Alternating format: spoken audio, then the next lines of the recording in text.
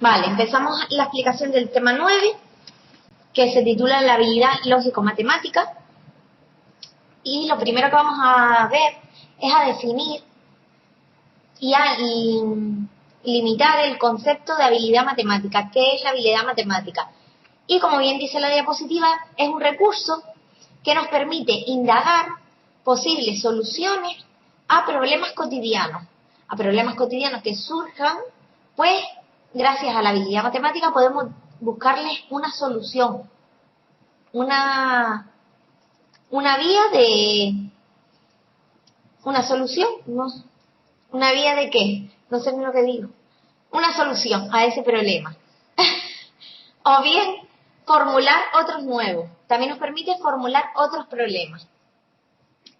Se dice que las matemáticas son una herramienta cotidiana, es decir, que el niño puede utilizarla en el día a día, incluso sin darse cuenta.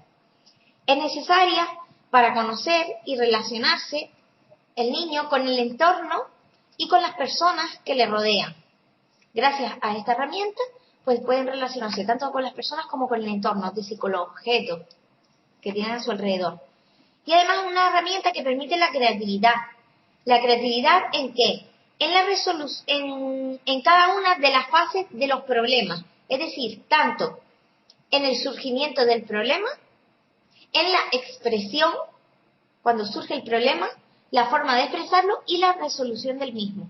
Pues en cada una de esas fases, gracias a las matemáticas, permite que el niño pueda ser creativo.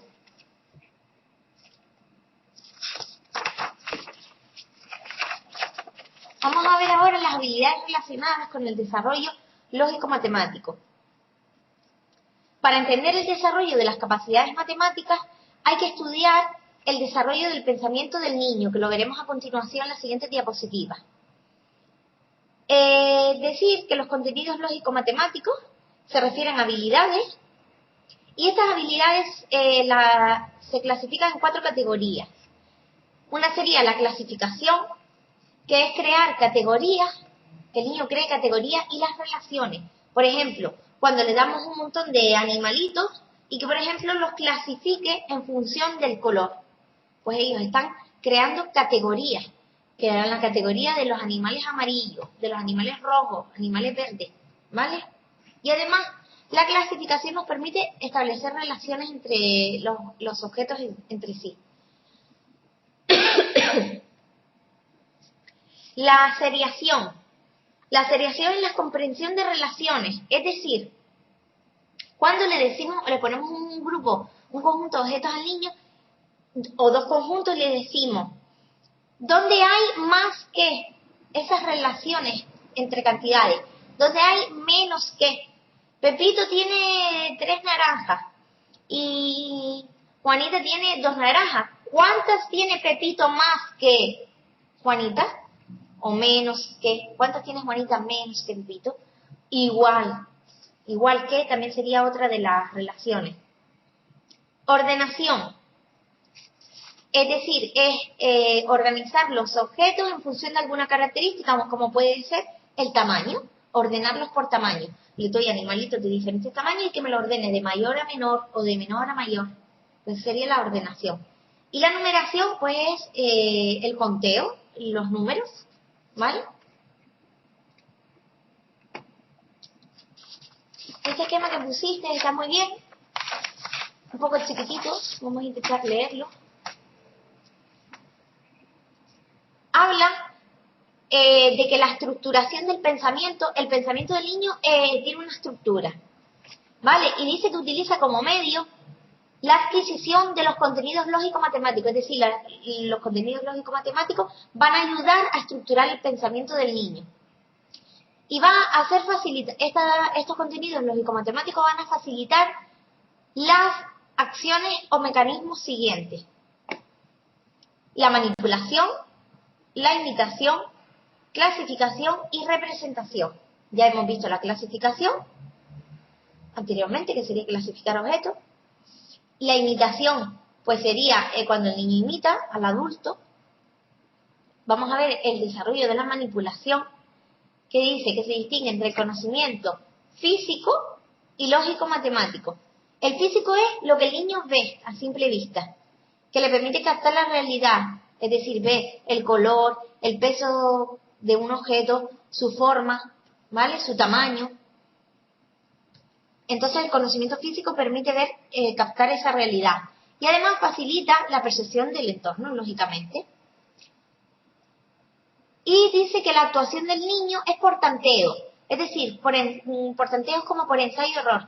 El niño logra acoplar, enroscar, formar columnas, pero muchas veces a lo mejor va a enroscar en el sitio que no es adecuado, entonces como por tanteo, por ensayo y error.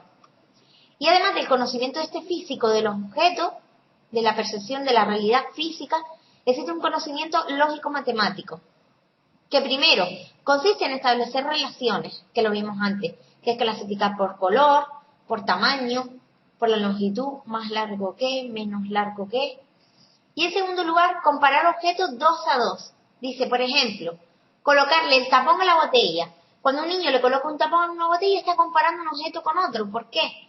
Porque el tapón y la botella tienen que ser del mismo tamaño, tiene que coger el tapón adecuado al tamaño de la botella. Entonces ahí establece una relación, una comparación de dos objetos. Y la manipulación se considera, como dice aquí, una actividad mental que lleva al conocimiento. ¿A qué conocimiento? A un conocimiento que puede ser consciente, en el que el niño se da cuenta.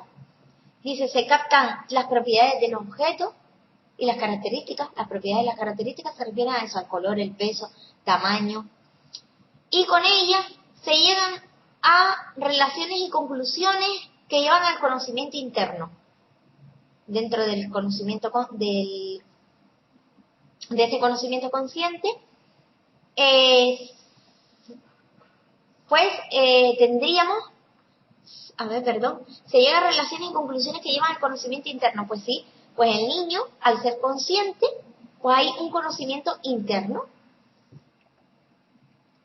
Y de aquí no me queda nada más. Si tienen alguna duda, pues la van planteando.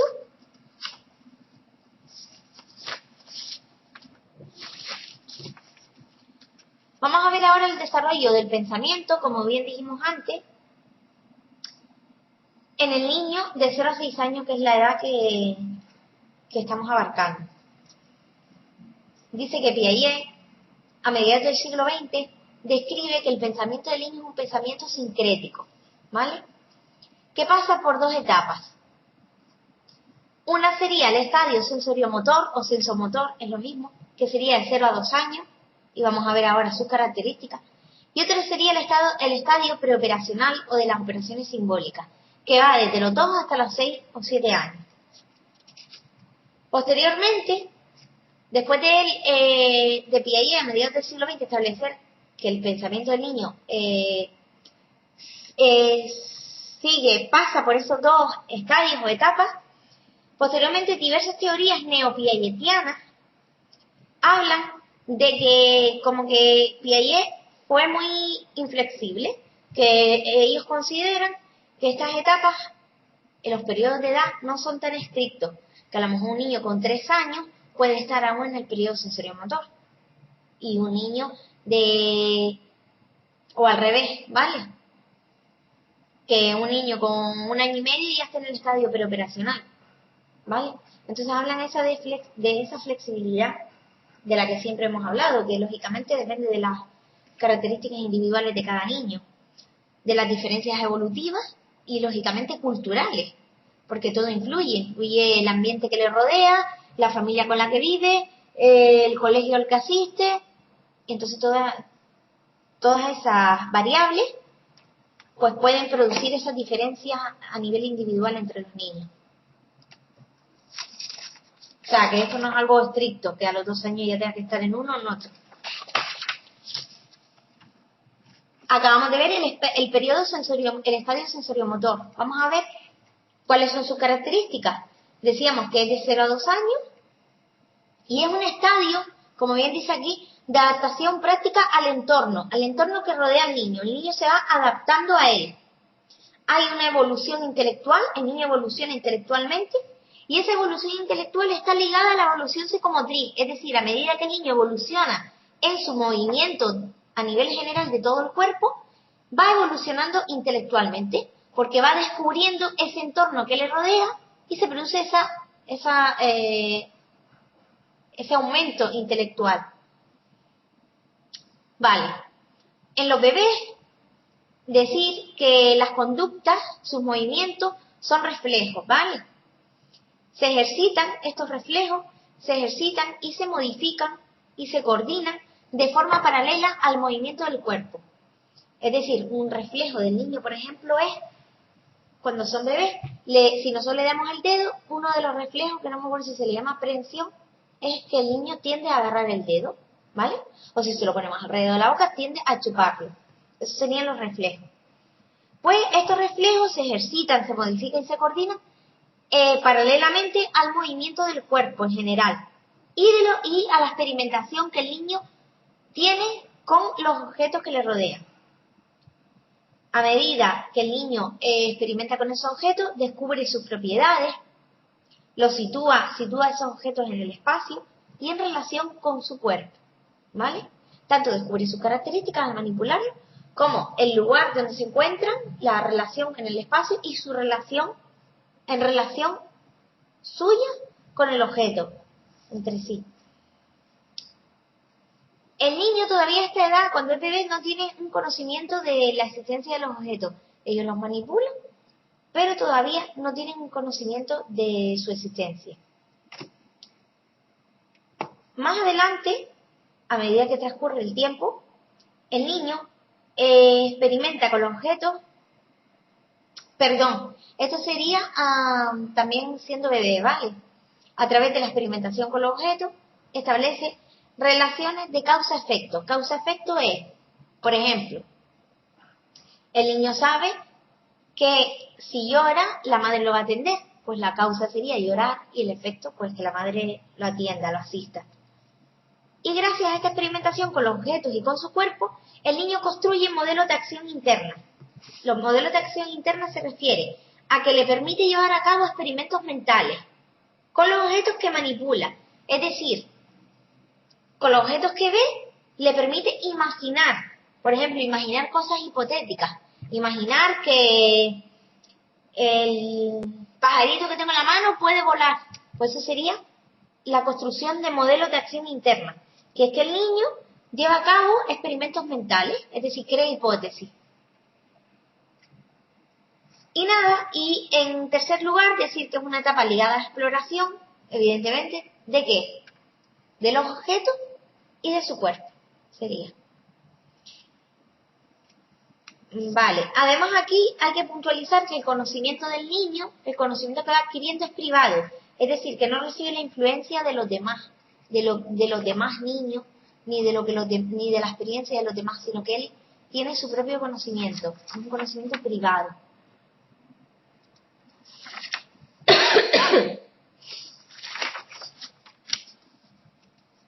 Luego teníamos el estadio, acabamos de ver el sensorio motor y el preoperacional. Vamos a ver el preoperacional.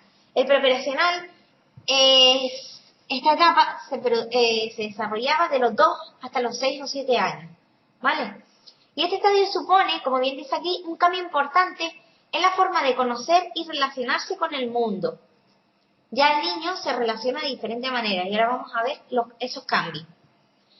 Este estadio tiene 2 subestadios. Esto se le llama subestadios. Tú pusiste estadios, Cristina. Se llaman subestadios.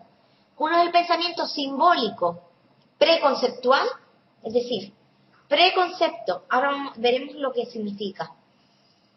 Este es de 2 a 4 años. La etapa en sí es de 2 a 6, 7 años. Pero se divide en 2, 4 años el periodo, el pensamiento simbólico preconceptual, y el intuitivo va de 4 a 7. ¿Vale? Vamos a ver ahora lo que consigue el niño durante esta etapa. Dice que el niño desarrolla capacidades lógicas que le permitirán clasificar objetos, compararlos, ordenarlos. Además aparece la representación simbólica. ¿Qué es la representación simbólica? Es imaginar cosas sin verlas. Es la representación que se hace, que se produce en la mente del niño. como nosotros, cuando vemos una traba del pelo, yo ahora la veo, pero si ahora desaparece y yo me la imagino, esa sería la representación simbólica de la traba en mi mente. Además, durante esta etapa se produce el desarrollo y el uso del lenguaje en el niño. El razonamiento preconceptual. El razonamiento preconceptual se refiere a ese razonamiento de los preconceptos. ¿Preconcepto qué es? Vale. Preconcepto. El preconcepto dice que es el instrumento entre el símbolo, entre la imagen de algo y el concepto. ¿Vale? La imagen de algo, ¿qué es? Es la traba. ¿El concepto qué será? Ay, perdón, ya cierro el micro.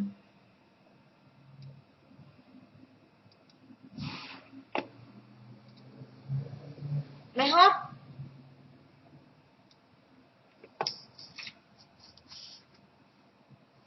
¿Mejor ahora?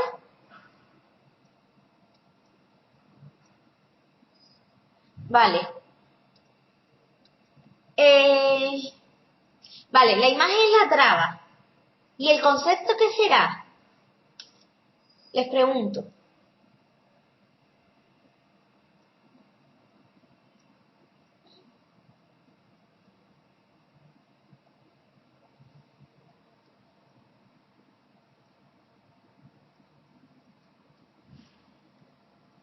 ¿Qué será el concepto? ¿Vale? Su función. Objeto para sujetar el pelo, ¿no? Sería el concepto. Pues el preconcepto es lo que está a caballo entre la imagen y el concepto. Es decir, es un preconcepto. Es como antes de yo saber lo que yo pienso que puede ser. ¿Vale? Es como esa imagen mental que tú te haces. ¿Vale? Porque la imagen es esto, la traba en sí. Luego está el concepto y el preconcepto sería eso, lo que está a caballo entre ambos. Pues vamos a ver cuáles son las características del razonamiento preconceptual. Es decir, una de las características es transducción. Es con N aquí. Transducción. Unir elementos de información para llegar a una conclusión. Por ejemplo, pero el niño une elementos de información erróneos, o sea, llega a una conclusión erróneamente.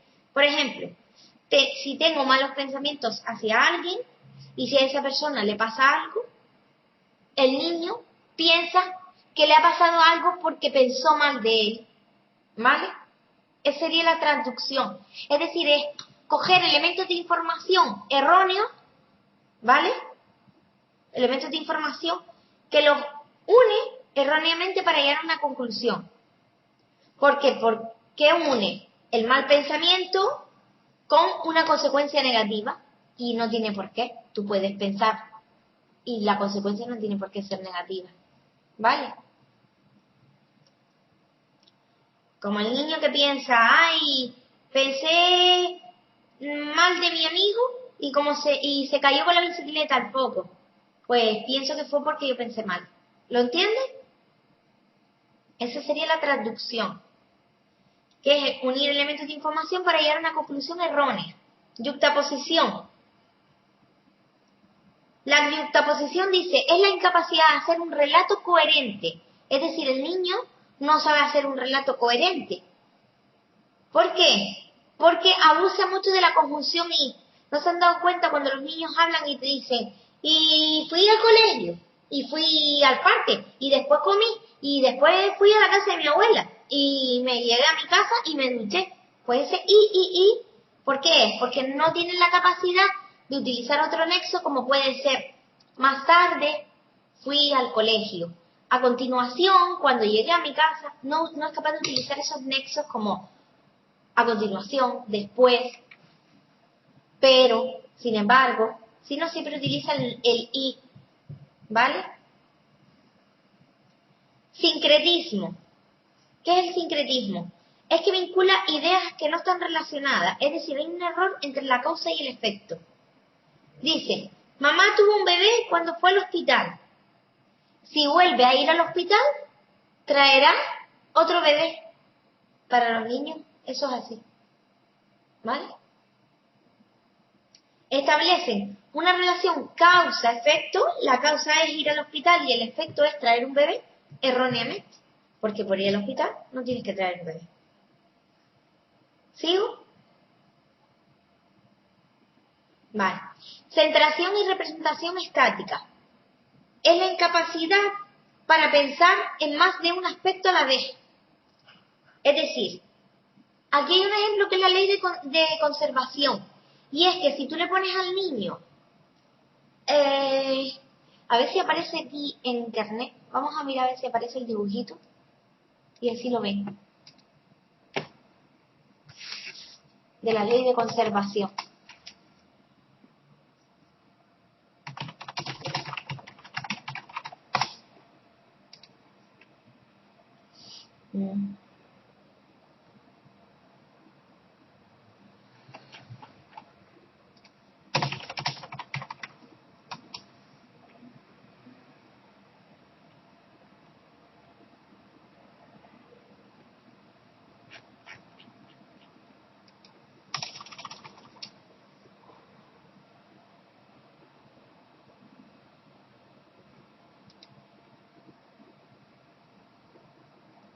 Aquí me aparecen cosas de química. Bueno.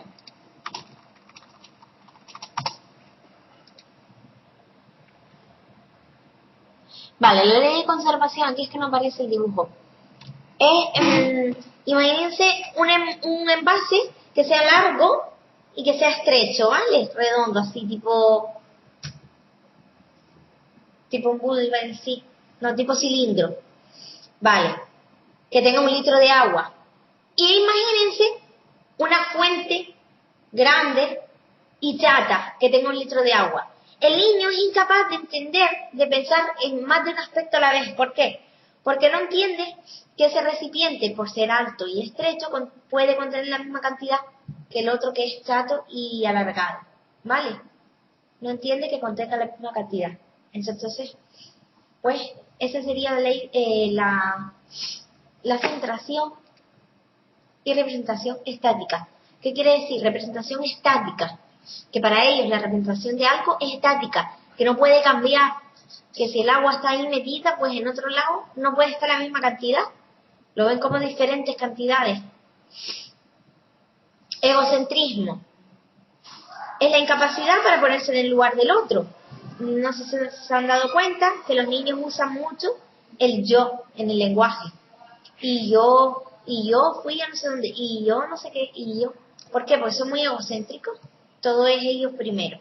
O incluso en los juegos, a lo mejor, se puede manifestar.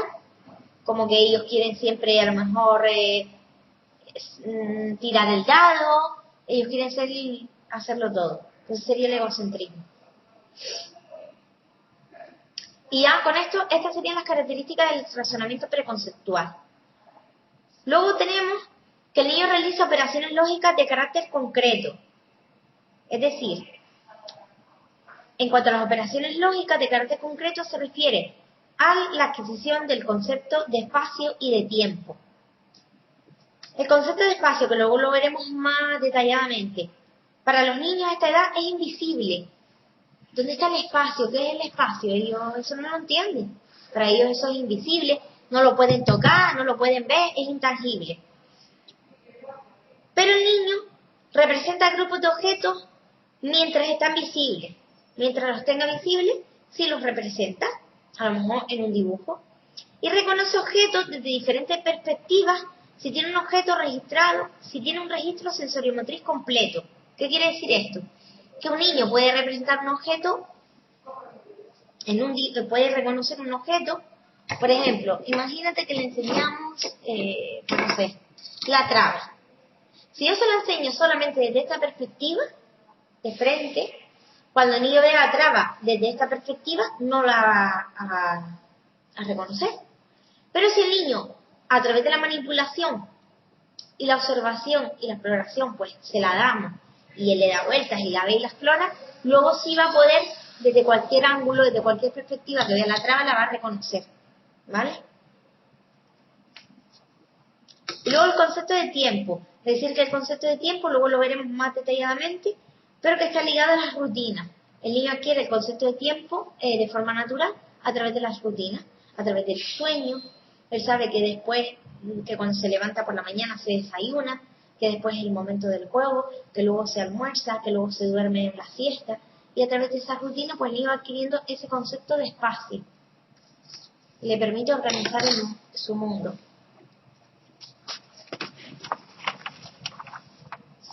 Entonces, voy a cerrar aquí la puerta un segundito.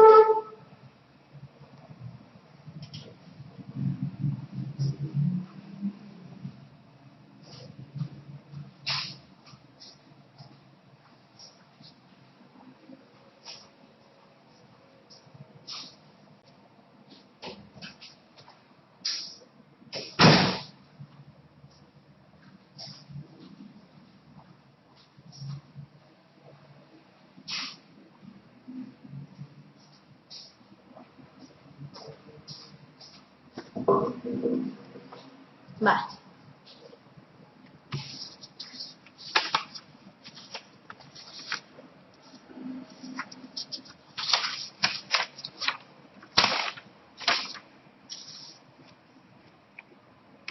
Luego en esta diapositiva, vale, aparece el descubrimiento, la interacción social le permite al niño descubrir su pensamiento. Es decir, una vez que el niño descubre su pensamiento, es decir, es consciente de su pensamiento, disminuye su egocentrismo. Pero es porque descubre que su pensamiento es diferente al de los demás.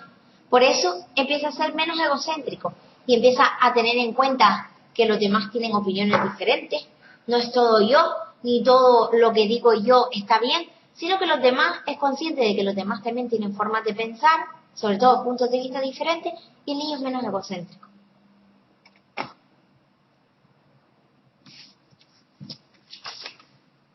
Vale.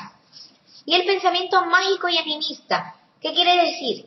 Que dota de vida a objetos inanimados. Imagínate que el niño te dice, el gato me dijo que no sé qué. Un gato no puede hablar. Pues es que dotan de vida a aquellas cosas inanimadas, como puede ser una roca, un perro, un gato. Un perro, un gato tiene vida, ¿vale? Pero no puede hablar. Es como si lo dotara con características humanas.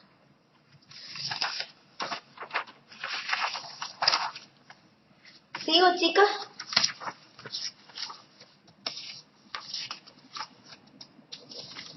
Más. Capacidades, vamos a ver las capacidades que favorecen el desarrollo del pensamiento lógico-matemático. Existe una serie de capacidades que lo favorecen. Vamos a ir viéndolas uno a uno. Primero las nombramos, es organización del conocimiento, de los conocimientos sobre el mundo, el desarrollo del conocimiento categorial, la resolución de problemas, la formación de nociones espaciotemporales y formas geométricas, cualidad y cantidad, relaciones entre objetos y metacognición. La primera es la organización de los conocimientos sobre el mundo.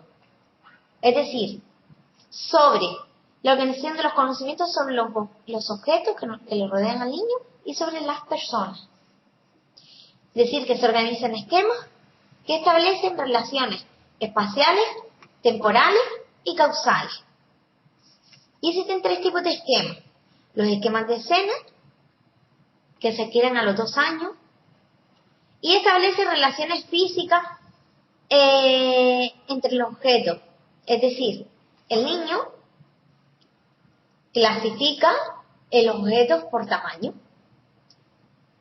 Relaciones, un ejemplo, tamaño, color.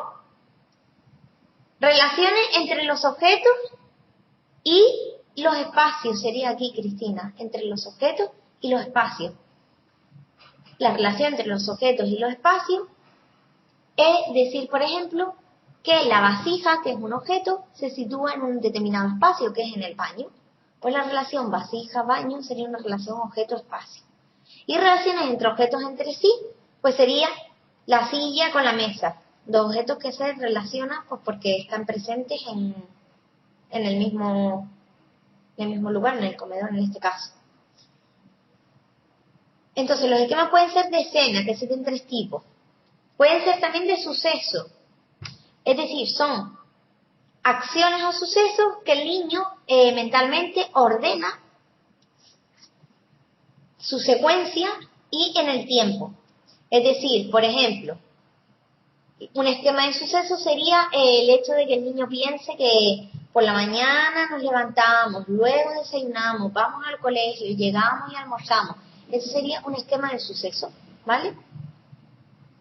Son las acciones desde que se levanta hasta que se acuesta. Y de historia, un esquema de historia, los esquemas de historia se adquieren a los 4 años y establece relaciones causales. Es decir, establece relaciones de causa-efecto. Debido a que no estudié el examen, pues por eso suspendí. Causa-efecto. Establece relaciones de causa-efecto. Pero el niño aún omite las motivaciones y las metas de los personajes, es decir, los sentimientos, cómo se sienten los personajes, excepto si ellos pasan por una situación similar. Si el niño pasa por una situación similar, sí es capaz de decir que el personaje del cuento, pues, está triste, pero porque él realmente lo está. Si no, pues le cuesta, omite ese tipo de sentimiento. Vale. ¿Qué aporta la lógica matemática a la organización de los conocimientos sobre el mundo? Permite que los esquemas de los que hablamos, los tres tipos, sean más flexibles, ¿vale? Que no sean tan rígidos. Además que se enriquezcan, que sean más ricos. Y permite al niño la lógica matemática en la conciencia sobre su pensamiento.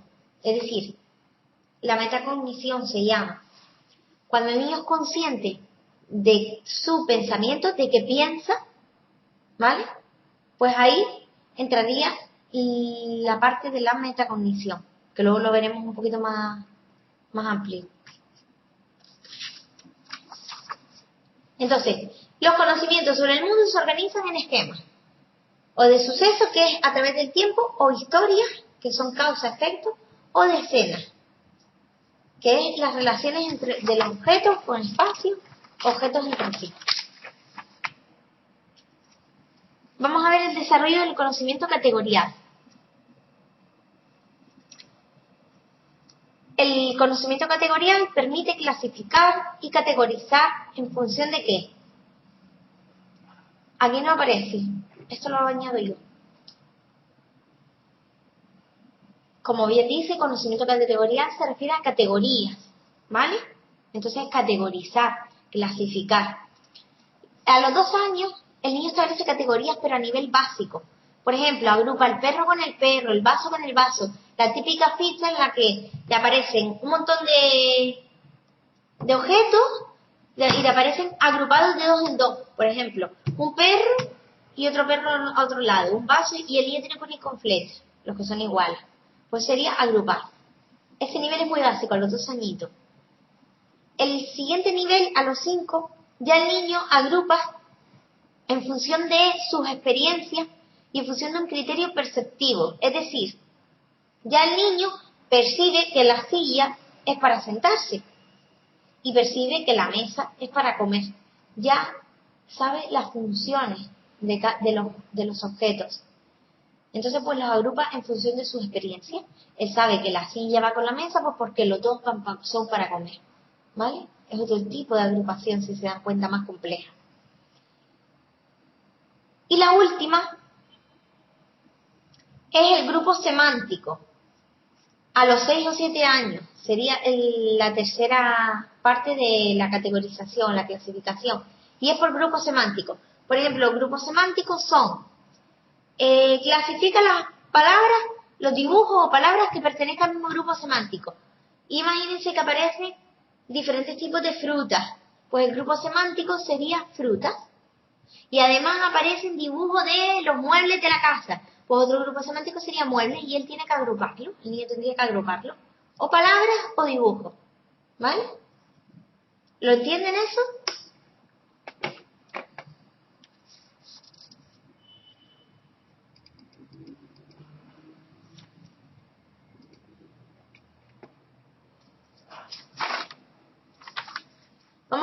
la resolución de problemas. Para la resolución de problemas, el niño lógicamente primero tiene que saber contar. Y vamos a ver los principios que rigen la cuantificación. Uno sería la correspondencia 1 a 1. Que eso a los 2 años ya el niño sabe hacerlo. Y es asignar un número a cada objeto de una colección. Imagínate que le damos un grupo de objetos y le decimos, ponle un número a cada objeto. El niño le pone el 1, el 2, el 3, el 4 y el 5. ¿Vale? Eso sería la correspondencia 1 a 1. Ordenación estable. Es decir, números en orden. A los 3 años ya el niño puede expresar el orden de los números. Es decir, 1, 2, 3, 4, 5, decírtelos ordenadamente. La abstracción. La abstracción también se consigue a los 3 años y es el conteo de los objetos. Por ejemplo, le ponemos un grupo de objetos y le decimos cuántos hay, ¿vale? Y el niño tiene que contar los objetos y decir cuántos hay. Irrelevancia del orden. Es la asociación vale. Este principio quiere decir que la asociación entre un número y un objeto tiene un carácter arbitrario. Es decir, si yo le pongo el objeto, ¿a qué te refieres en una misma ficha? Cristina, que no lo había visto.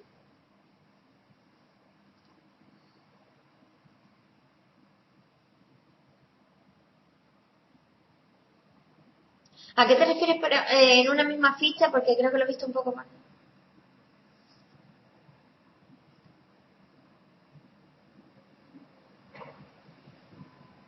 ¿Tú estás hablando de este punto? De la clasificación del conocimiento categorial. Ah, vale, espera, vale. Espera.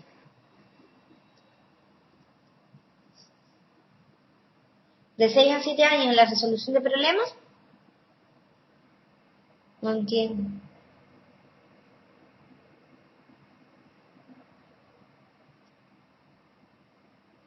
¿Pero qué ejemplo? ¿Es que he dicho tanto? ¿Dentro de la resolución de problemas? Sí, vale. Sí. ¿Y cuál era tu pregunta?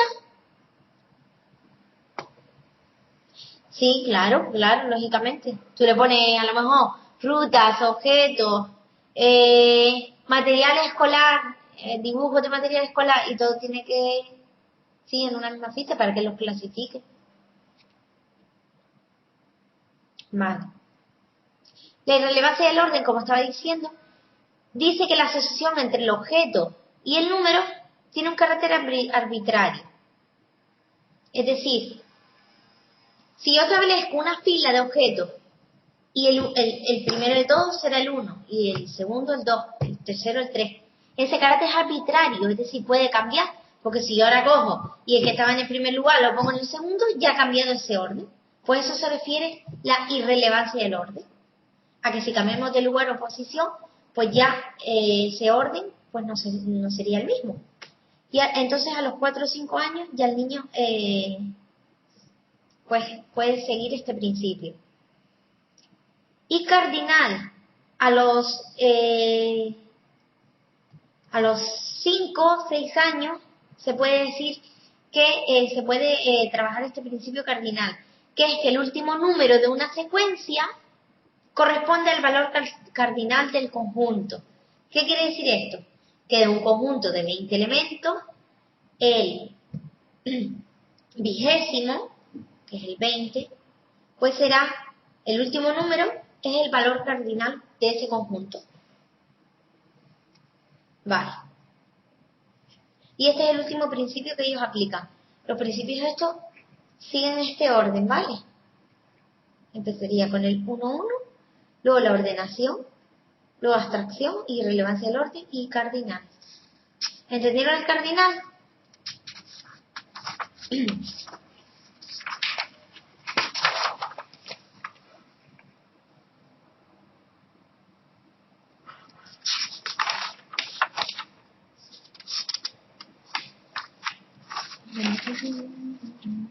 Vale.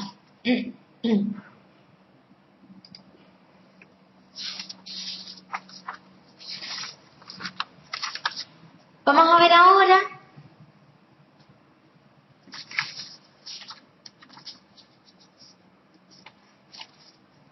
otra de las capacidades que favorecen el desarrollo del pensamiento lógico-matemático, y sería la formación de las nociones de espacio y de tiempo, así como las formas geométricas.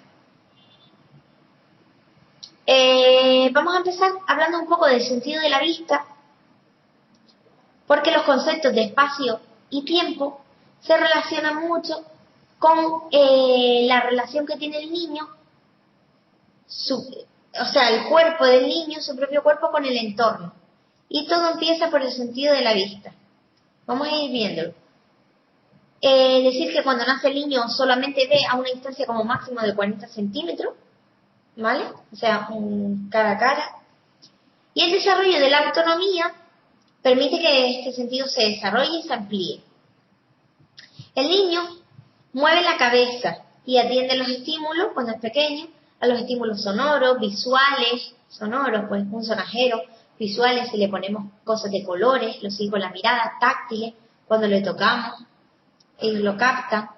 Además, cuando permanece ya sentado, el niño explora y manipula los objetos que tiene cercanos. Solamente los cercanos, todavía no tendrá mucho porque solamente puede estar sentado todavía. Uy.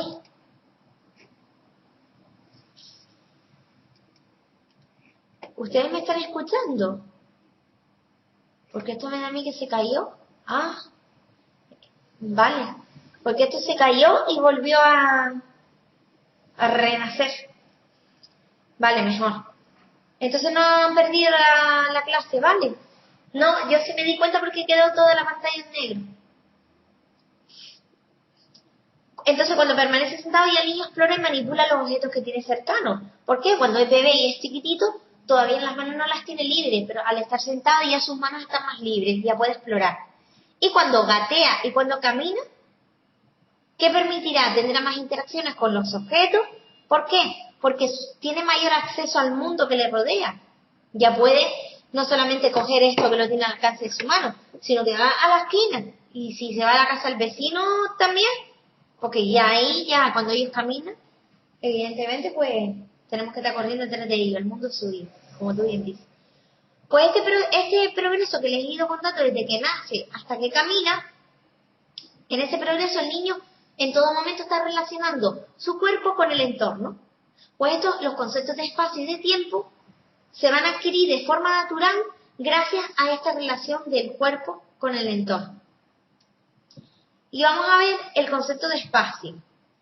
El reconocimiento, el niño reconoce el espacio y se representa en él, ¿vale? Incluso si le decimos, hazme un dibujo de dónde te encuentras ahora, el niño ya es capaz de representarse en un determinado espacio, ya es consciente. ¿Gracias a qué? A esa exploración del entorno que ha tenido a lo largo de los años sucesivos. ¿Cómo trabajar el espacio? En la escuela infantil se puede trabajar situando objetos en espacios amplios, cerca, lejos o en espacios reducidos. Ponerle cosas arriba del ropero, abajo, delante de ellos, detrás de ellos, poner cosas dentro de las cajas, fuera de cajas y que en todo momento ellos tengan que buscar el objeto o decirnos dónde se encuentra, ¿vale? Son tipos de actividades para trabajarlo. Además, el aula se puede organizar de cierta manera que permita esta adquisición del concepto de espacio. Y es a través de rincones. Si nosotros establecemos rincones de trabajo, el niño va a tener más fácil la adquisición de ese concepto, porque sabe que un espacio es para pintar, otro espacio es para comer, otro espacio es para jugar, ¿vale? Además, los objetos. Organizaremos los objetos respecto a sus funciones. Es decir, pondremos los libros donde están los pañales, no, lógicamente los libros irán a la biblioteca y los pañales están en el baño, en la parte del aseo. Pañales, por decir, rollo de papel. Las rutinas. Las rutinas también permiten la adquisición de este concepto. ¿Por qué? Porque, por ejemplo, les podremos decir que una rutina sea poner diferentes contenedores en el aula. Y aquí se tiran los cartones, y aquí se tiran los papeles, y aquí se tiran los plásticos. Y esa simple rutina de cada vez que desayune, el cartón va a un lado, el plástico va a otro, y demás, esa rutina le permite organizar, adquirir ese concepto de espacio. ¿Vale? Entonces, no solo vamos a trabajar actividades concretas para que el niño adquiera ese concepto, sino que de forma natural ya él lo va a adquirir. ¿Vale? Al igual que pasa con el concepto de tiempo. Decir que de 0 a 2 años aproximadamente, en el periodo sensoriomotor, el niño es consciente de los acontecimientos diarios que suceden en secuencia. Es decir, el niño es consciente de que por la mañana se tiene que levantar, que luego va a la guardería, que luego llega y tiene que quedarse con su papá porque su mamá trabaja, etc. A los 3 años, ya el niño es un poco más objetivo. ¿Objetivo qué es? Que ya no solo es consciente de esos acontecimientos de forma subjetiva, en función de sus experiencias, sino que ya es un poco más objetivo y ya comprende el pasado, el presente y el futuro. Sabe que el pasado fue ayer, sabe que el presente es hoy y sabe que el futuro es mañana. Ya es más consciente. Y de 4 a 7 años ya tiene un sentido totalmente concreto, ligado a acontecimientos. El niño sabe que cada cosa tiene su tiempo y que cada acontecimiento tiene un ritmo diferente, o sea, ocupa un tiempo determinado. Sabe que existen diferentes tiempos, sabe que estar en el colegio son muchas horas, pero que a lo mejor jugar con su amiguito por la tarde, cuando su madre lo lleva, es menos tiempo, sabe cuándo las cosas que son más tiempo y las que menos. ¿Sabe? Que cada acontecimiento tiene su ritmo. ¿Y qué actividades podemos hacer desde la escuela infantil? De nuevo con las rutinas. Antes de comer, lavarse las manos. Después de comer, y cepillarnos los dientes. Pues todas esas rutinas le van a permitir adquirir el concepto de tiempo. Los saludos en diferentes momentos del día. Cuando llegamos decimos buenos días. Cuando nos vamos decimos hasta mañana. Diferencia entre el día y la noche. El hecho de que el niño vea que se hace de día y se hace de noche. Después que se hace de día de nuevo y de nuevo que se hace de noche. Esa secuencia le permite adquirir el concepto de tiempo. Actividades diarias como ser responsable. Hoy eres el responsable tú, mañana es fulanito de tal y pasado un menganito. Le va a permitir adquirir el concepto de espacio, de tiempo. Y contenidos concretos como las estaciones del año, primavera, verano, otoño, invierno, primavera, verano, otoño, invierno, todo eso le permite adquirir el concepto. Los meses, evidente, los días de la semana, o sucesos en concreto, como puede ser también el día de Navidad, las vacaciones de Navidad, las vacaciones de verano. Los niños saben que luego, después de no sé cuántos meses, otra vez empezamos al colegio, y después viene Navidad, y después viene Carnaval, y Semana Santa, y el día canario y verano. Y todo eso le permite adquirir ese contenido. Y por último, tendremos las formas geométricas. Las actividades que podemos hacer son reconocimiento e identificación de diferentes formas, círculo, triángulo, cuadrado, rectángulo, juegos, a través de diferentes juegos, pues se pueden trabajar las formas, o a través de proyectos. Si el proyecto que estamos trabajando es la prehistoria y vamos a reconstruir un pueblo de aborigen, pues esa reconstrucción de ese pueblo, lógicamente se trabajarán en formas geométricas, porque la fronte de la casa será cuadrado y el tejado es un triángulo y la ventana es un círculo. Estamos trabajando la geometría. Además, al final de la etapa de infantil se suelen trabajar con formas geométricas en 3 dimensiones, como puede ser el cubo o la esfera. Las 3 dimensiones es más bien al final de la etapa.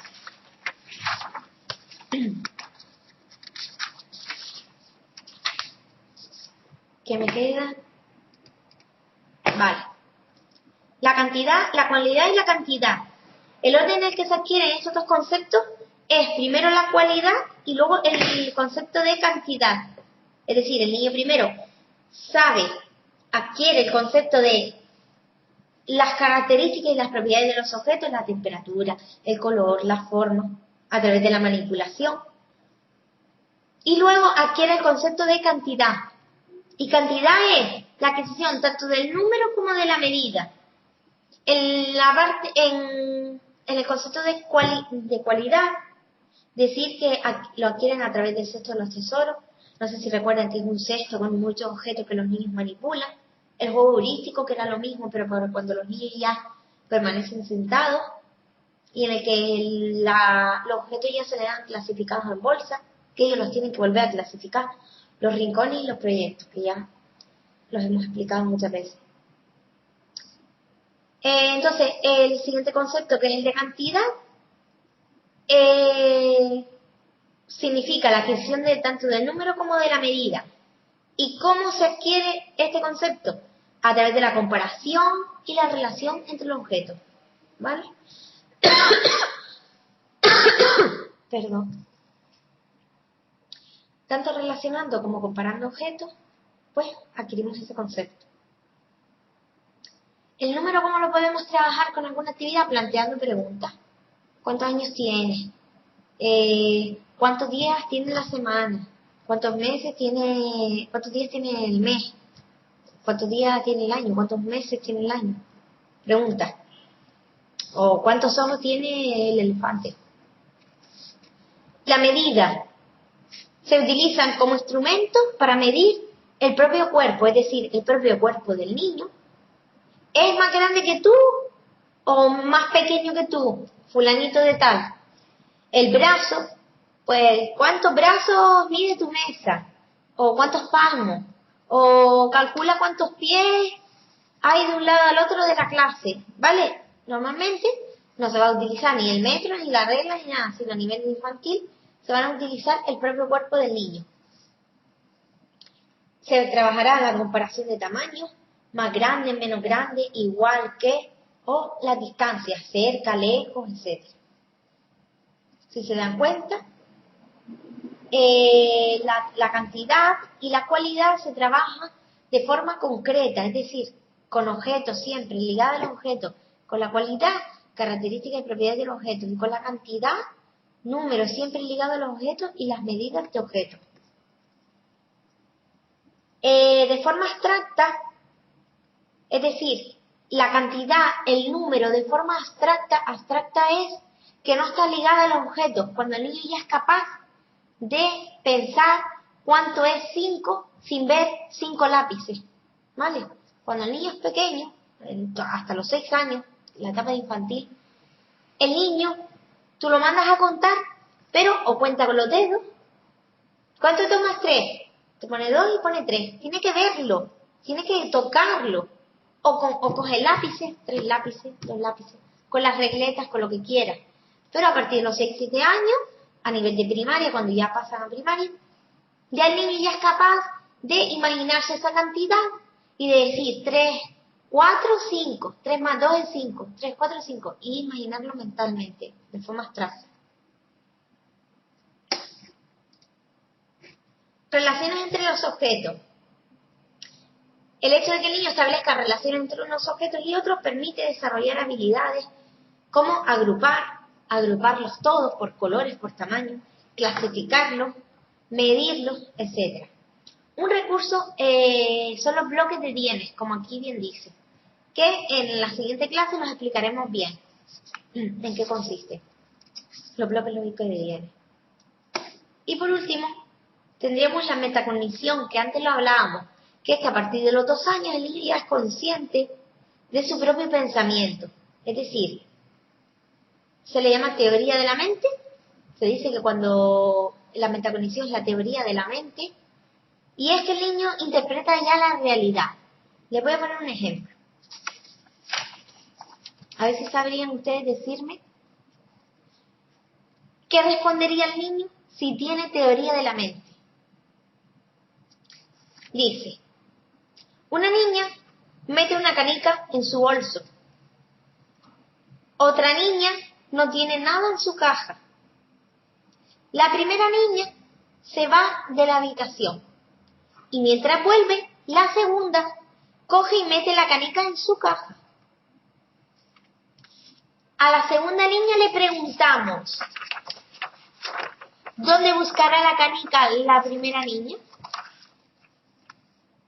¿Han entendido lo que les acabo de decir o se han liado?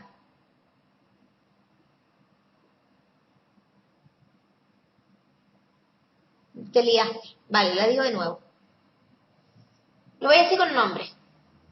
María. María es una niña que tiene una bolita en un bolso, ¿no? A ver, en un bolso, sí. Tiene una canica y la mete en su bolso. María. Y Ana está con ella, ¿vale? Ana tiene una caja en la que no tiene canica. Pero que María sale de la habitación. ¿Y qué hace Ana? Saca la canica del bolso y la mete en su caja, ¿vale? Y ahora se le pregunta a Ana, ¿qué hará María cuando vuelva a la habitación? ¿Dónde buscará la canica? ¿Qué contestará Ana si realmente ha formado una teoría de la mente? ¿Qué responderá?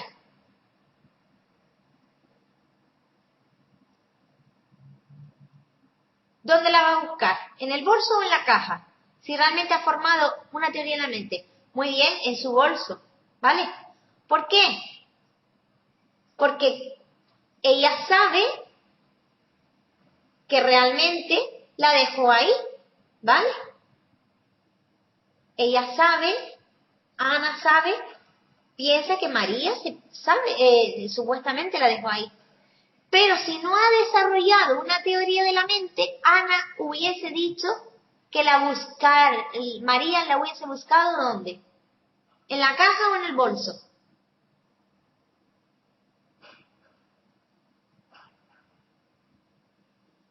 Si no hubiese formado la teoría de la mente, en la caja. ¿Por qué? Porque Ana no sabría discriminar la información que sabe con lo que sabe la niña. Ella sabe lo que sabe ella, pero no sabe lo que sabe la niña. ¿Vale? Entonces ese es un ejemplo clarísimo de la teoría de la mente. ¿Ok?